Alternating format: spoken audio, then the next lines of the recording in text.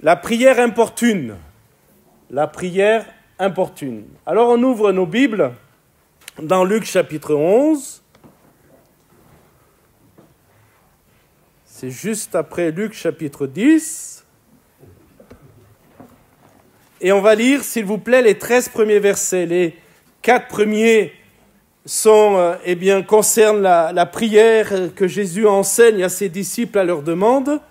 Et il donne là un squelette de la prière, le Notre Père. Et ensuite, il enchaîne avec cette parabole qu'on a déjà vue la semaine dernière, qu'on a commencé à commenter la semaine dernière, que j'ai appelée la prière importune. Luc 11, verset 1er. Jésus priait un jour en un certain lieu. Lorsqu'il eut achevé, un de ses disciples lui dit « Seigneur, enseigne-nous à prier comme Jean l'a enseigné à ses disciples. » Il leur dit « Quand vous priez, dites « Père, que ton nom soit sanctifié, que ton règne vienne, donne-nous chaque jour notre pain quotidien, pardonne-nous nos péchés, car nous aussi nous pardonnons à quiconque nous offense, et ne nous induis pas en tentation. » Verset 5. Il leur dit encore, « Si l'un de vous a un ami, et qu'il aille le trouver au milieu de la nuit pour lui dire, « Ami, prête-moi 3 pains, car un de mes amis est arrivé de voyage chez moi, et je n'ai rien à lui offrir. » Regardez bien le fait qu'il n'ait rien à lui offrir. Son ami est dans le besoin et lui, il n'a rien. Et si de l'intérieur de sa maison, cet ami lui répond « Ne m'importune pas, ne m'importune pas, la porte est déjà fermée, mes enfants et moi, nous sommes au lit, et je ne puis me lever pour te donner des pains. » Je vous le dis, même s'il ne se levait pas pour lui donner parce que c'est son ami, il se lèverait à cause de son importunité et lui donnerait tout ce dont il a besoin. Et moi, je vous dis, ce fameux verset qu'on connaît bien, qu'on répète à l'envi parfois, et moi, je vous dis, demandez, et l'on vous donnera. Cherchez, et vous trouverez. Frappez, et l'on vous ouvrira. Car quiconque demande reçoit, celui qui cherche trouve, et l'on ouvre à celui qui frappe. Quel est parmi vous le père qui donnera une pierre à son fils s'il lui demande du pain? Ou s'il demande un poisson, lui donnera-t-il un serpent au lieu d'un poisson?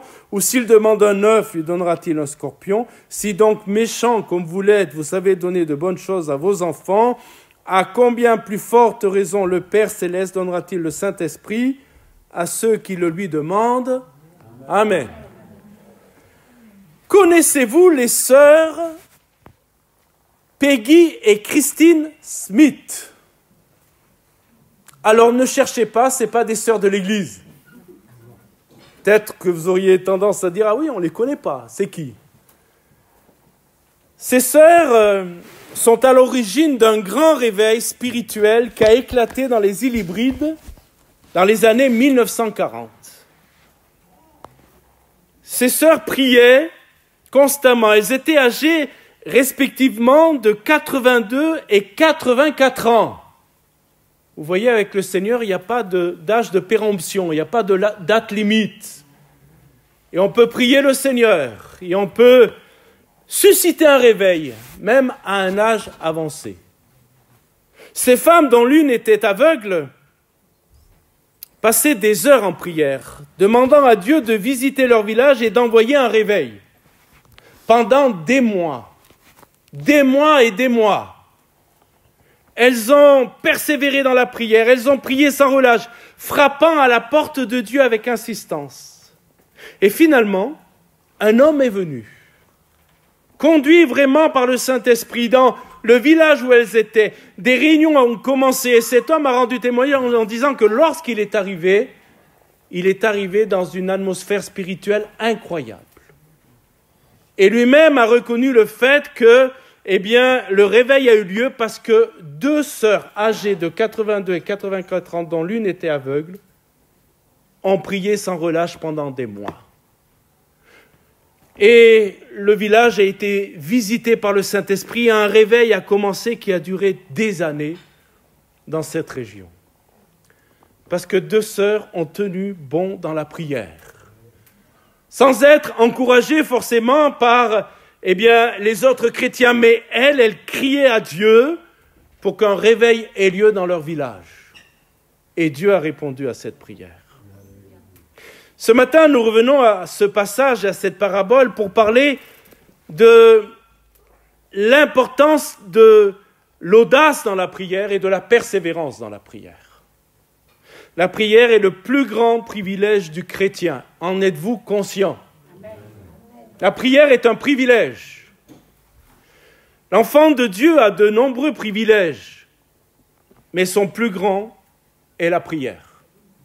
Aucun de nous ce matin, à moins que vous ayez des entrées que je n'ai pas, ne peut saisir le téléphone et avoir en direct M. Macron. Aucun de nous ce matin ne peut joindre la ligne directe de M. Biden ou de M. Poutine, les puissants de ce monde. Mais chacun de nous ce matin peut parler à Dieu, l'interpeller et lui demander son secours. Alléluia. Il ne raccrochera pas si la demande que nous lui faisons peut-être semble incongrue. Il ne laissera pas le répondeur répondre à sa place. Non, notre Dieu dans le ciel est celui qui veut que nous le prions. Alléluia. C'est pour ça, mes frères et sœurs, que je vous dis que c'est un privilège. Nous avons un privilège extraordinaire, avoir la possibilité de rentrer en contact directement avec le Dieu du ciel, avec le Dieu Tout-Puissant. Alléluia.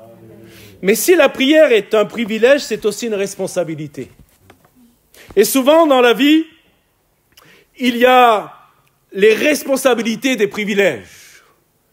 Il y a quelque part quelque chose qui peut nous être dû, mais il y a aussi nos devoirs. Et si la prière est un privilège, c'est aussi une responsabilité. Je pèse mes mots, mais je vais dire quelque chose de très très sérieux pour moi. Il n'y a pas grand espoir pour notre monde perdu si l'Église ne se met pas sérieusement en prière. Je répète, et c'est là notre responsabilité. Il n'y a pas grand espoir pour notre monde perdu si l'Église ne se met pas sérieusement en prière. Comme moi, vous ouvrez les actualités, vous regardez les journaux télévisés ou regardez les infos sur Internet et vous voyez que notre monde est au bord d'un chaos terrible. Chaque semaine apporte son lot de terreur et d'angoisse. Et si vous êtes au courant de ce qui se passe dans ce monde, et vous devez l'être au courant, car un enfant de Dieu, même s'il est citoyen du ciel, nous sommes aussi citoyens de ce monde. Et sans entrer dans des débats politiques, nous vivons dans ce monde et il nous faut être conscients de ce que ce monde vit pour être capable de prier selon ce que le Seigneur veut nous donner. Alléluia. Et aujourd'hui, on entend parler d'armes nucléaires. La surenchère. Et nous devons prier pour tous ces pays en guerre et nous devons prier pour Israël en particulier. Frères et sœurs, quelqu'un a dit, là où il y a beaucoup de prières, il y a beaucoup de puissance. Amen. Là où il y a peu de prières, il y a peu de puissance. Là où il n'y a pas de prière, il n'y a pas de puissance. C'est assez primaire comme réflexion, assez basique, mais la vérité, elle est là. Une église qui prie, c'est une église qui verra la gloire de Dieu. Une église qui prie peu verra peu la gloire de Dieu. Une église qui ne prie pas ne verra pas la gloire de Dieu. Alors nous ne sommes pas dans cette pensée de faire des œuvres, et plus je passe du temps dans la prière, alors Dieu forcément me bénira et répondra à mes prières. Ce n'est pas la question des œuvres, ce n'est pas la question du temps que nous passons, c'est la question du cœur et de la priorité que nous donnons. Tu as des soucis dans ton foyer, mon frère, ma sœur? Tu as des soucis dans ton couple? Tu as des soucis avec tes enfants? Prie, prie, prie. La solution, elle est là. La solution, elle est d'abord là, sans négliger les conseils avisés peut-être de quelqu'un qui pourrait te conseiller et t'amener peut-être dans une réflexion sage dans la situation dans laquelle tu es. Mais si tu as un problème dans ton couple et si ton épouse est convertie avec toi, priez ensemble. Commencez à prier. Alléluia. La prière est ce qui règle les choses.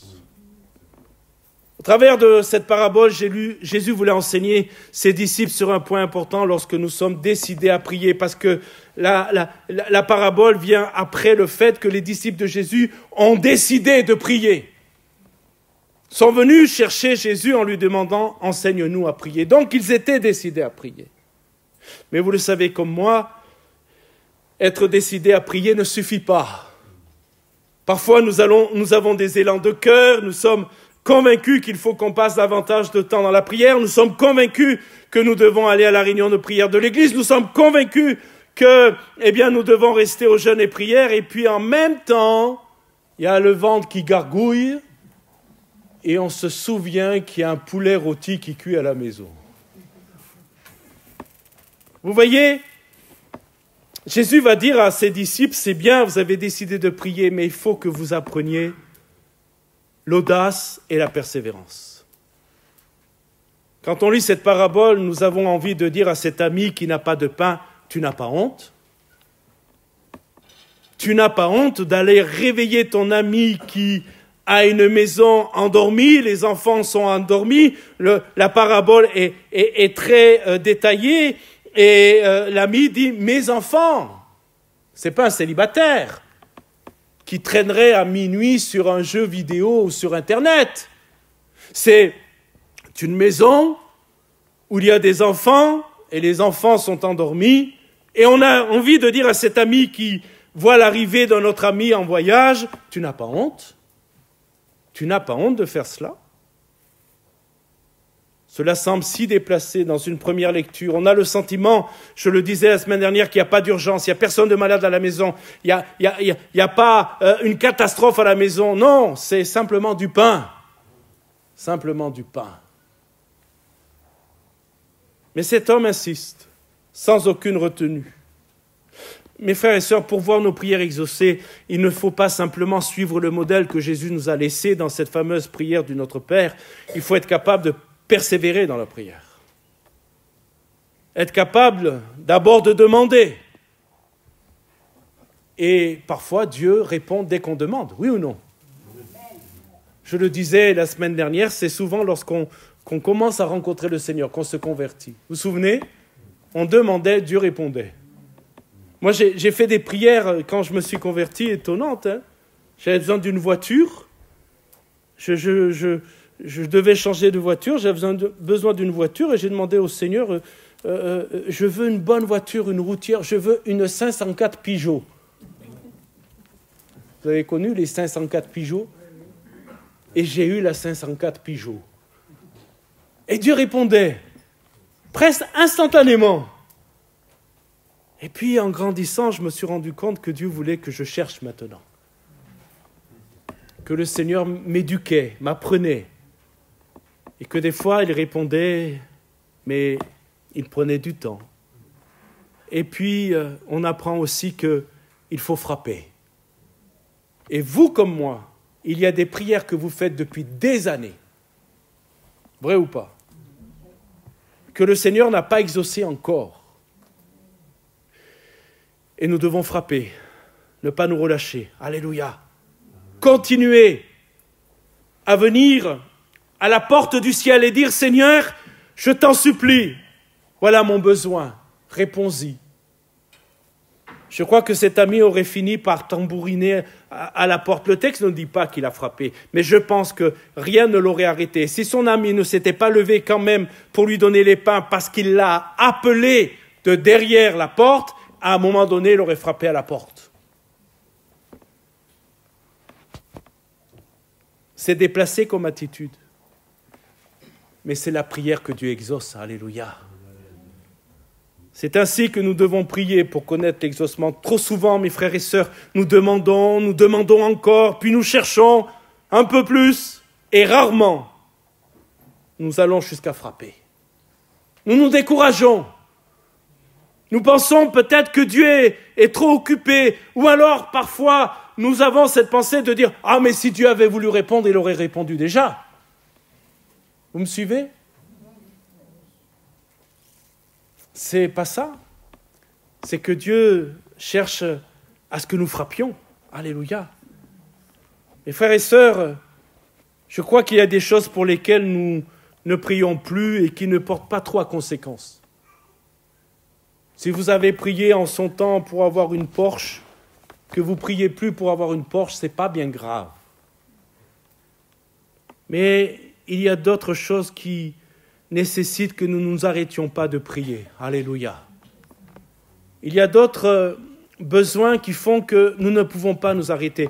Par exemple, nous ne pouvons pas cesser de prier pour le salut des âmes. Oui ou non, mes frères et sœurs?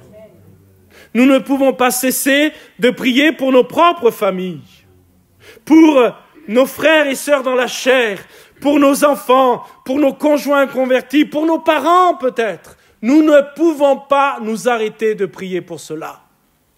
Et nous devons frapper. Nous sommes convertis avec mon épouse la même année, le même jour, à 300 km de différence. La probabilité que cette chose arrive est rare aussi.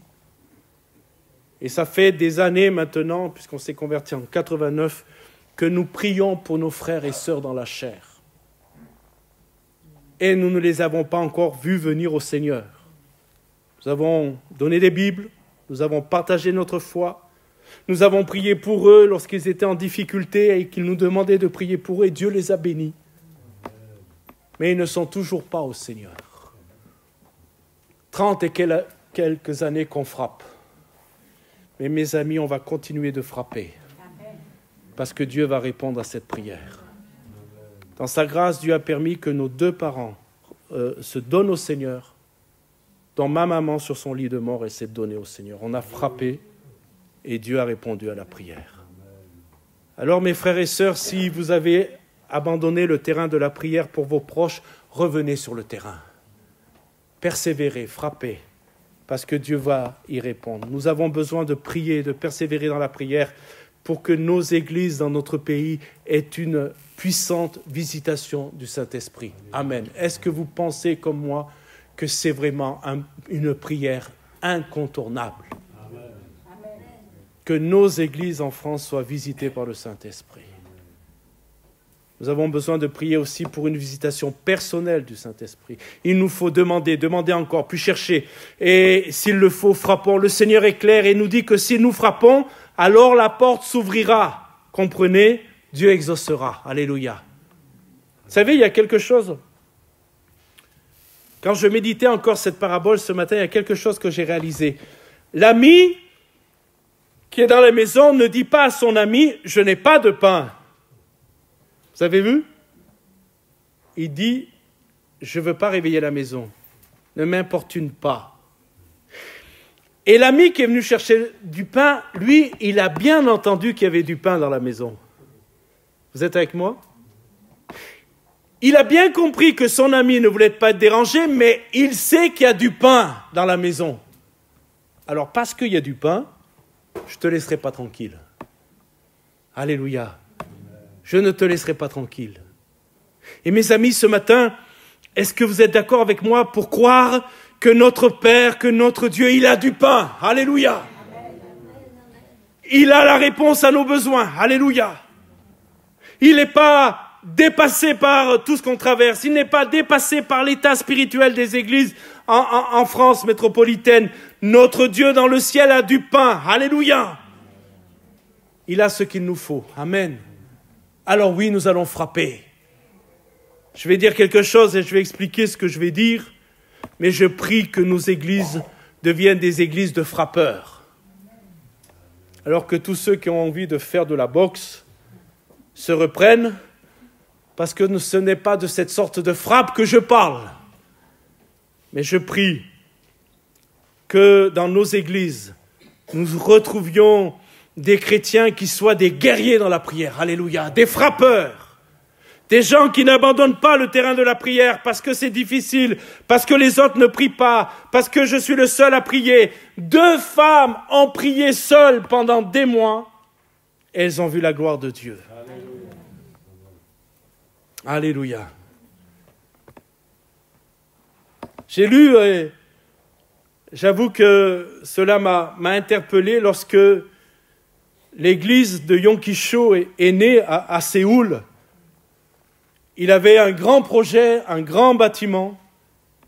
Et alors que, il est allé demander les permis de construire, cela lui a été refusé. D'ailleurs, il n'a pas compris parce qu'au départ, le projet partait bien. Et cela lui a été refusé. Et ils avaient commencé à creuser les fondations. Fondations très, très importantes puisque le bâtiment était aussi important.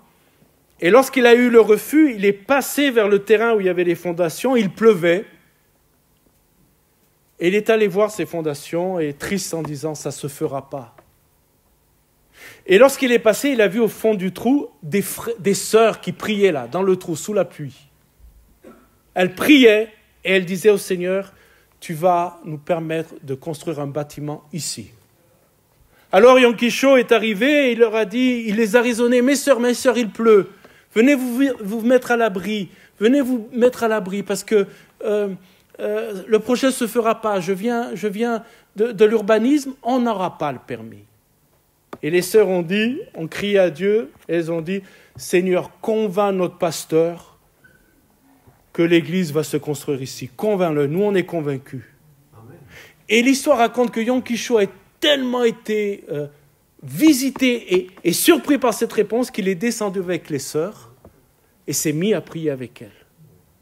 Et l'histoire raconte que le permis a été donné.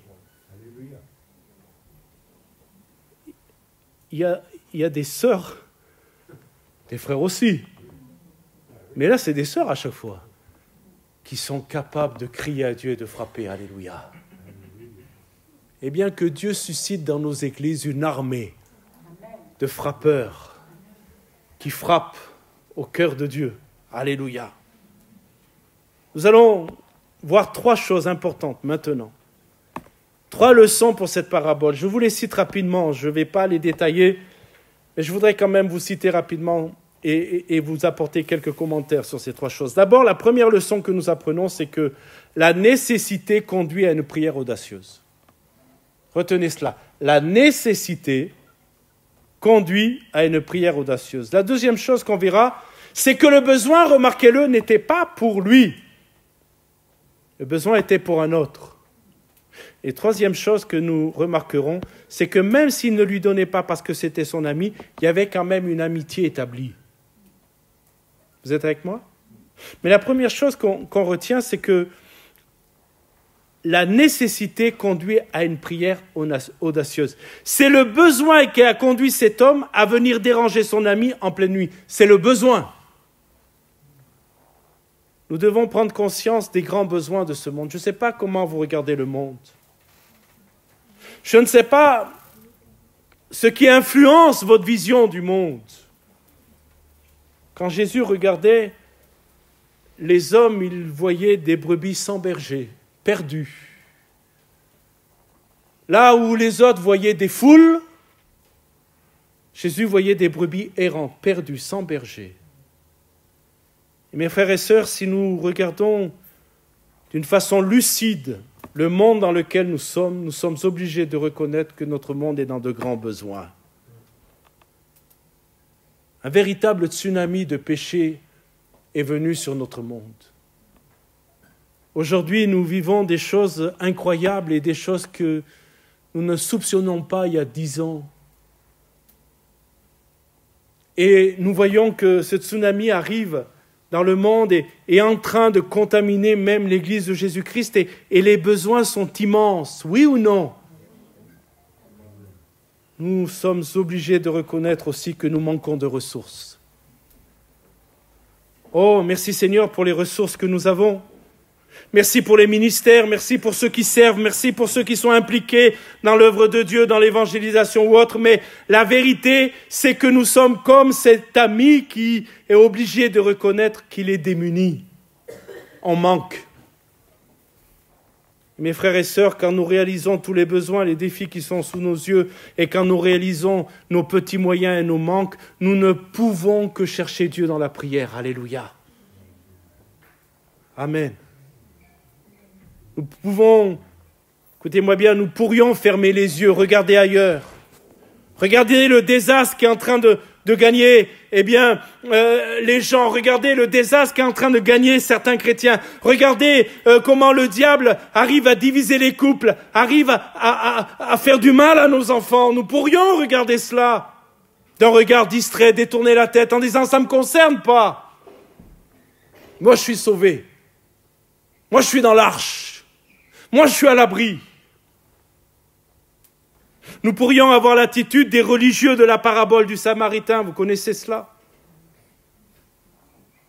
Nous pouvons aussi reconnaître, Seigneur, c'est vrai, il nous manque quelque chose.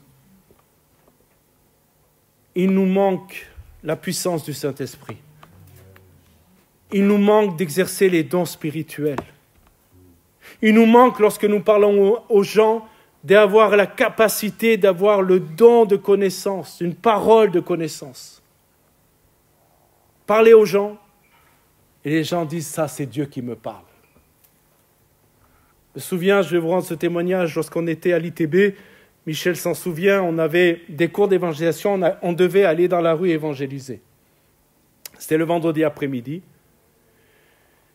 Et je faisais l'évangélisation, j'étais avec un autre frère, c'est Marc Risolio, et on tombe devant un gars qui avait 25 ans par là, 25 ans.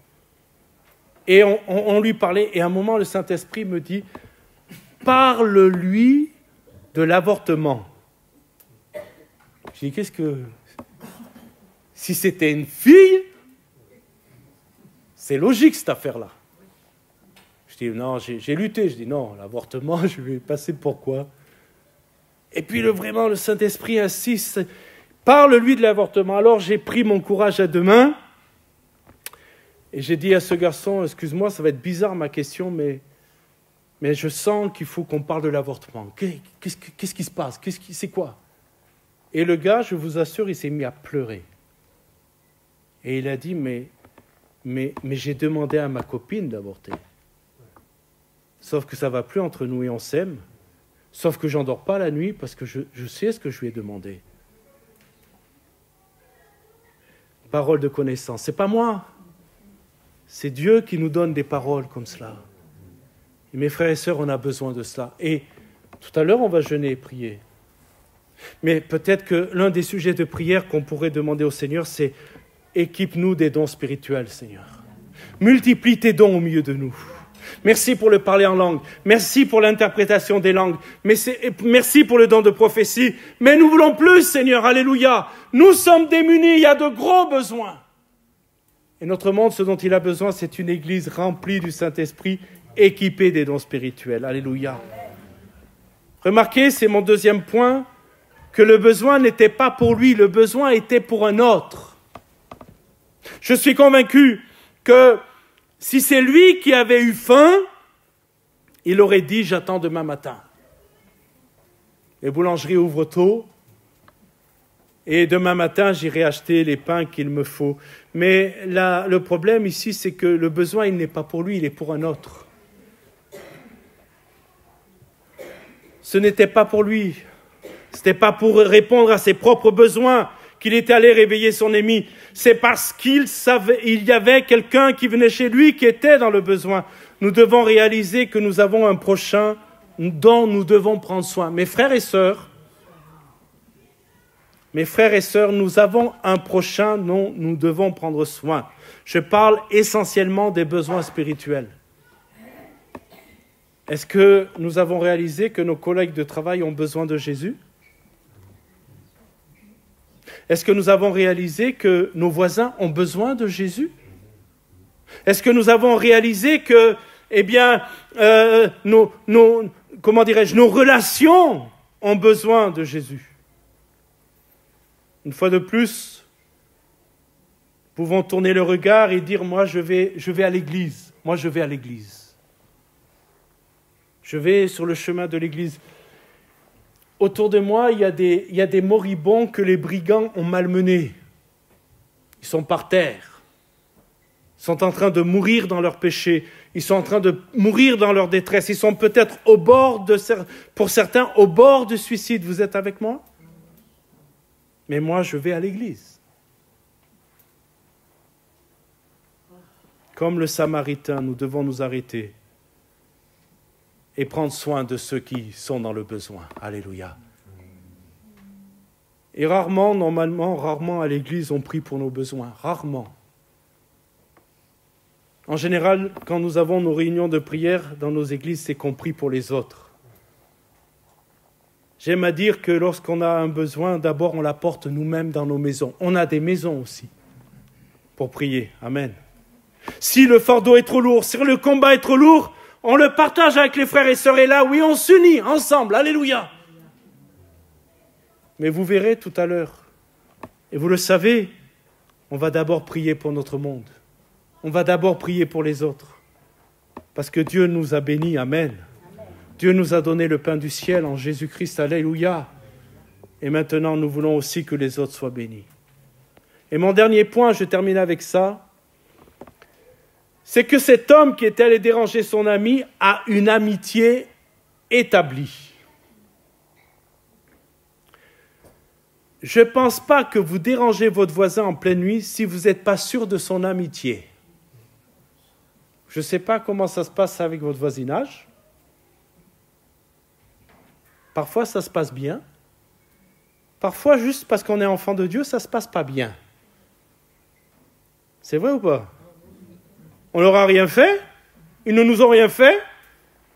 Mais un jour, on a eu le courage et l'audace de témoigner de notre foi. Et depuis ce jour, il y a des combats. Il y a des agressions. Il y a des luttes. C'est une réalité. Et là, on a besoin de dire au Seigneur, aide-moi à tendre l'autre joue parce que c'est le pied que j'ai envie de tendre. Mais vous voyez, la relation entre ces deux amis, ce n'est pas une relation Facebook. Vous connaissez tous Facebook, même nos aînés. Je ne sais pas si vous avez Facebook, mais moi, j'ai Facebook. Hein. Ce n'est pas un péché d'avoir Facebook. Hein. Et je ne sais pas combien d'amis, je n'ai même pas regardé. Mais quand je regarde, il y a des gens, c'est mes amis, je ne les connais même pas. Je n'ai rien partagé avec eux. Mais c'est les amis des amis, alors je l'ai ajouté comme ami. Vous voyez un peu, vous connaissez le principe? Mais ce n'est pas des amis. Ce n'est même pas des connaissances. Et c'est certainement pas vers ces gens que j'irai en pleine nuit demander le secours dont j'ai besoin. Ils vont me dire, oh, mais je ne te connais pas, moi. Vous êtes avec moi, là? Et qu'est-ce que cette parabole nous apprend? Même s'il est vrai, la leçon de la parabole, c'est que c'est l'importunité, ce n'est pas l'amitié qui a permis à cet homme de recevoir ce dont il avait besoin. C'est ce qui est dit au verset 8. Je vous le dis, même s'il ne se levait pas pour les lui donner parce que c'est son ami, l'amitié est établie. Jésus dit bien que c'est son ami. Il se leverait à cause de sa importunité et lui donnerait ce dont il a besoin. C'est quoi l'idée?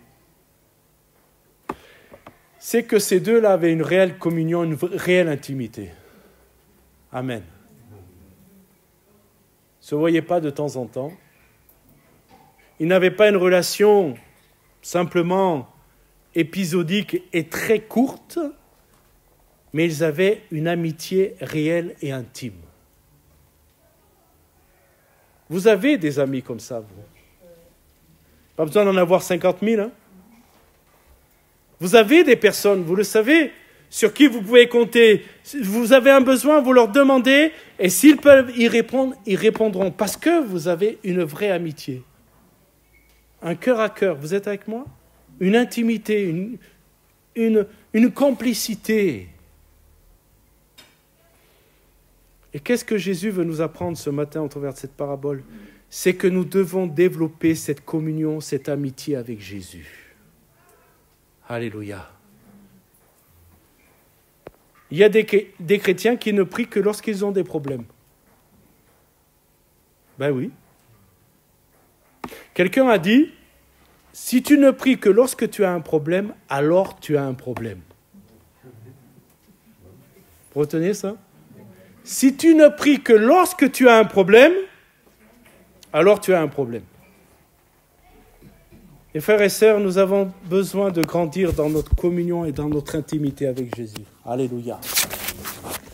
Jésus, ce n'est pas celui qu'on prie, qu'on invoque ou qu'on loue le vendredi soir ou le dimanche matin seulement. C'est celui avec qui on prend du temps tous les jours. Amen. Tous les jours. Et une fois de plus, ce qui compte, ce n'est pas la durée, c'est la qualité. Certains peuvent passer peut-être 1 heure, 2 heures dans la présence du Seigneur, et bien que Dieu soit béni pour cela. D'autres, à cause des réalités de la vie, à cause de l'agenda bien rempli, à cause des responsabilités professionnelles ou familiales qu'ils ont, ça va se limiter à 10, 15, 20 minutes. Mais ces 20 minutes vont créer une réelle intimité avec Jésus. Ces 20 minutes vont nous permettre d'avoir le cœur de Dieu, l'intimité du cœur de Dieu. Alléluia. Et alors, quand nous serons peut-être réveillés dans la nuit, en pleine nuit de ce que nous vivons, de ce que nous traversons, lorsque nous serons surpris par un événement que nous n'avions pas pensé ou programmé, alors sans problème nous irons voir, je rappelle, plus que notre ami, notre Père. Parce que Jésus va passer de l'amitié à la filiation. Et va dire, c'est une parabole par contraste, c'est pas une parabole par... modèle, c'est une parabole par contraste. Il y en a d'autres comme ça. Le juge unique, c'est une parabole par contraste. Parce que Dieu n'est pas un juge unique. Parce que Dieu n'est pas celui qui dort, il dort jamais, Dieu. Vous êtes avec moi? Mais le contraste, il est là. C'est que Jésus veut amener ses disciples à comprendre que on passe de l'amitié à la filiation. Et vous savez quand même que dans les familles, ça dépend des familles, mais quand même, des fois, on regarde des petits gars, on se dit, c'est le portrait de son père. Hein. C'est vrai ou pas? Des fois, on me dit, je suis le fils de... Je sais de qui tu es le fils. T'es prophète, toi? Ah, non, non. Juste à te regarder. Je sais de qui tu es le fils. Et vous comprenez que dans cette filiation, il y a l'image de notre Père qui nous est communiquée. Alléluia. Si vous passez beaucoup de temps avec Jésus, vous allez avoir le caractère de Jésus. Amen. Le cœur de Jésus, la mentalité de Jésus. Mes frères et sœurs, cultivons cette communion avec Jésus. Amen. Cultivons-la. Si on peut venir à l'église, venons à l'église. Si on ne peut pas, dans nos maisons, on peut cultiver cette communion. Amen. On va prier. On va terminer par la prière.